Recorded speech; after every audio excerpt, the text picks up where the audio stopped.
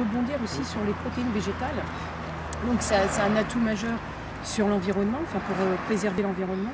Et par rapport à la santé des enfants également, puis des adultes bien sûr, mais en l'occurrence des enfants si la campagne, c'est les cantines, mais en fait ça peut être aussi les restaurants d'entreprise, ça peut être les particuliers chez eux, etc.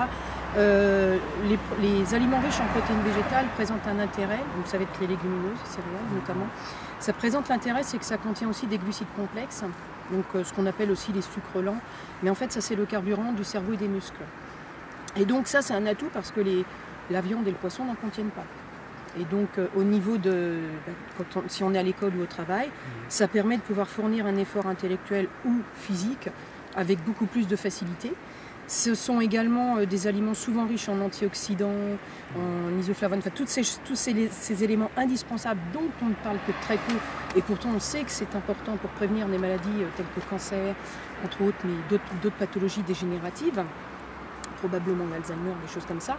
Donc voilà, ça va être aussi des aliments qui vont pouvoir apporter un plus par rapport. Et donc, comme disait Jacques, l'objectif, ça va être de diversifier finalement l'offre alimentaire, habituer aussi à des. En fait, quand je dis habituer à d'autres goûts, oui, maintenant, parce que finalement, c'est revenir à des goûts qu'on connaissait il y a quelques dizaines d'années, qu'on a oubliés. La viande, c'était le dimanche. Et voilà. Et voilà. Et finalement.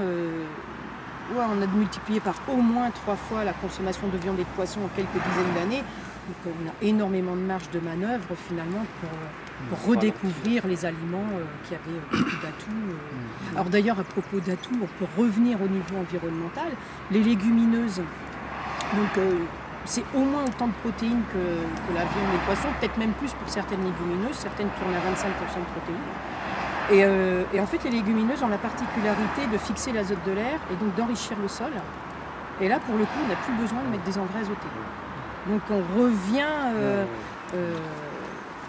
quelque part, la boucle est bouclée à tout point de vue, la santé, l'environnement et le plaisir gustatif, parce que ça va être pour ce midi, le plaisir gustatif. Mais alors qu'est-ce que vous avez amené? Moi, je sais pas.